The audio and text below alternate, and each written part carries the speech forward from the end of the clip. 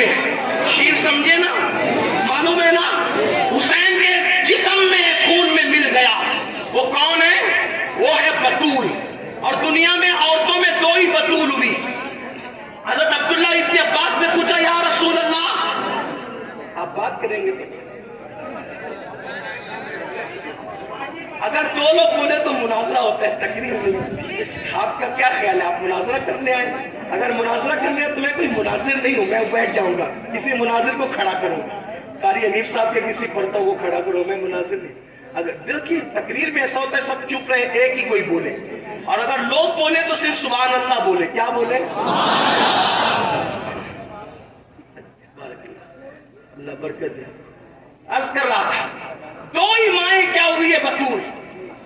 دیکھیے اگر آپ اس طرح بولیں گے تو پھر میں سوچوں گا کہ میں جلدی ختم کر دوں, پھر میں کل تقریر کروں وہاں پر سنبل میں, تقریر پھر کل پہ ڈال دوں گا اگر آپ نے ایسا کیا. لیکن میں ایسا نہیں کروں گا کیونکہ میں آپ کو کم دیکھتا ہوں, میں مولا حسین پاک کی امی کی مزار پہ زیادہ نظر رکھتا ہوں, اس لیے توجہ آپ کی میری طرف. بہت بڑی بڑی محفل ہے, آپ سمجھ کیا ہے اس کو. اسلامی معاشرہ کی محفل ہو نا, کوئی ہنستا ہے تو میں کوئی بات نہیں کرتا, اس کو کچھ نہیں بولتا. کوئی سو رہا ہوتا ہے تو مجھے غصہ نہیں آتا. شاید میں وہ ایک آدمی ہوں کہ جو سب معاملات کو میں پی جاتا ہوں. جب سے غوث پاک کی تقریر کے بارے میں سنا کہ غوث پاک کی تقریر میں بھی لوگ سو جاتے تھے, تو میں نے سوچا یا اللہ, جب عبد القادری کی تقریر میں لوگ سو جاتے ہیں تو اگر قادری کی تقریر میں سو جائے تو کیا پرابلم کی بات ہے. تو مجھے کوئی پرابلم نہیں ہوتا, آپ سوئیں, چیخیں, چلائیں, ہنسیں, روئیں, کوئی بات نہیں. یہ کب ہوتا ہے جب میں اصلاحی تقریر کرتا ہوں. لیکن جب میں اپنے آقاؤں کا ذکر کرتا ہوں تو میں سوچتا ہوں کہ پوری محفل ادب بنے, پوری محفل عشق سے گونج جائے, پوری محفل زندہ رہے, پوری محفل کی زبان پہ سبحان اللہ الحمدللہ رہے. یہ میں چاہتا ہوں.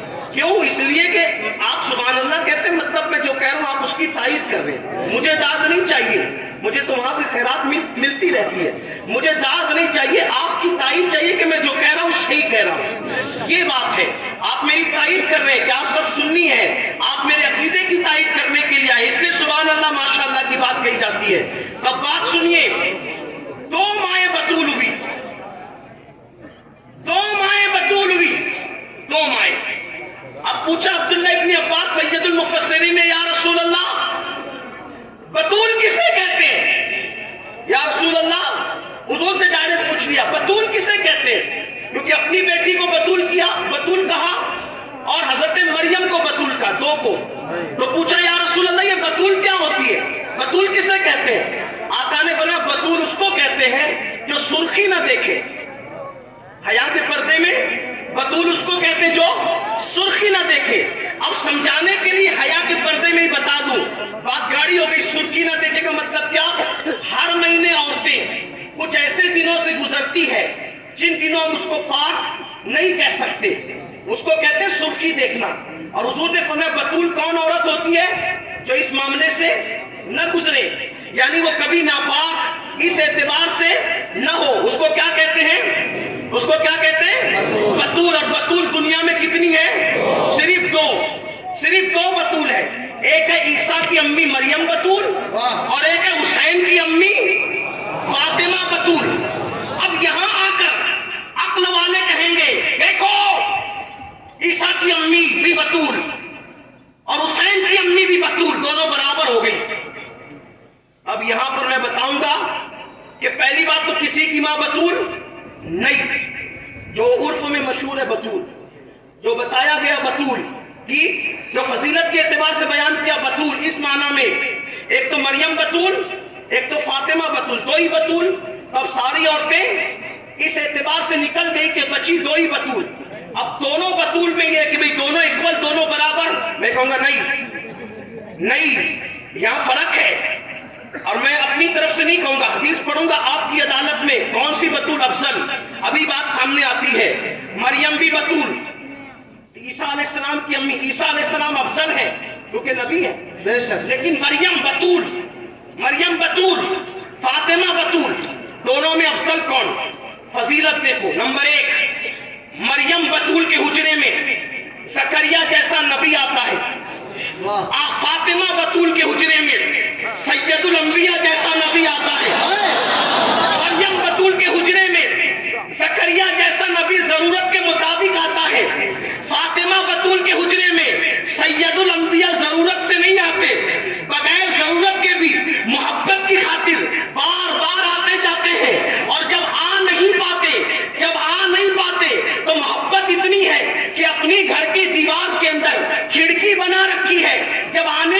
عزت نہیں ملتی تو کھڑکی کا پردہ ہٹا کے کہتے فاطمہ کہاں ہو, تمہارے بغیر دن نہیں لگتا, ذرا آ کر اپنے بابا کو اپنا چہرہ تو دکھا دو. یہ فاطمہ بتول ہے. دوسری بات, مریم بتول وہ جس کو ایک نسبت حاصل ہے, مریم بتول وہ جس کو ایک نسبت حاصل ہے کہ وہ عیسیٰ علیہ السلام کی امی ہے, بڑی نسبت ہے. فاطمہ بتول وہ جس کو ایک نسبت نہیں, وہ سید الانبیاء کی بیٹی ہے. یہ مریم بتول سے افضل رتبہ ہے کہ یہ عیسیٰ کی امی, نبی کی امی, اور یہ سید الانبیاء کی بیٹی. اور آپ کہیں گے وہ تو امی ہے, میں کہتا ہوں یہ بھی امی ہے. کیا بات, سبحان اللہ. آپ جنگل میں پڑ گئے نا, یہی بات ہے. لیکن پوچھیں گے تو یہ وہ صرف ماں ہے, یہ نبی کی بیٹی بھی ہے, اور نبی نے پیار سے ان کو ماں بھی کہا ہے. کیوں؟ شیخ عبدالحق محدث دہلوی نے لکھا, علامہ عبدالرؤف مناوی نے لکھا. کیا لکھا؟ کہ نبی کہتے تھے فاطمہ تو اپنے باپ کی ماں ہے, ام ابیہا ہے, ام ابیہا, تو باپ کی بھی ماں ہے. کیوں کہا باپ کی ماں ہے؟ پتہ ہے, بات سمجھتے لگا تھا لیکن بات کلیئر نہیں کروں گا تو جنگل میں لے کر جائیں گے, دماغ کے اندر خلجان لے کے. تو اپنے باپ کی بھی ماں ہے. کیوں کہا؟ تو پتہ ہے باپ کی ماں ہے. یہ سب بیٹیوں میں چھوٹی تھی, توجہ, یہ سب بیٹیوں میں چھوٹی تھی, 3 بہنیں بڑی تھی. تینوں بہن کو بلا کے کہتی تھی او میری بہنوں, جب آقا آیا کرے نا, ابو گھر آیا کرے تو فاقہ ہو نا, ابو کو بتانا نہیں کہ فاقے سے ہو. دکھ ہو نا, دکھ بتانا نہیں ابو کو. باہر سے خود اتنے ٹینشن کے ساتھ حضور گھر میں آئے اور ہم گھر کے لوگ بھی ابو پر مزید بوجھ ڈالے, اس لیے تم اپنے دکھ ابو سے نہیں بتانا, جو بتانا ہے مجھے بتایا کرے. اور پھر حضور علیہ الصلوۃ والتسلیم کو ایسے پیار کرتی تھی جیسے کوئی ماں اپنے بچے سے پیار کرتی ہے. تو حضور پیار میں کہتے تھے فاطمہ تو بیٹی ضرور ہے لیکن تو بیٹی کے روپ میں مجھے میری ماں آمنہ نظر آتی ہے. اسی لیے ان کا لقب ہے ام ابیہا, باپ کی ماں ان کا لقب ہے. اللہ اکبر. لیکن بہرحال وہ بیٹی ہے میرے نبی کی, سید الانبیاء کی ایک نسبت. دوسری نسبت وہ علی کی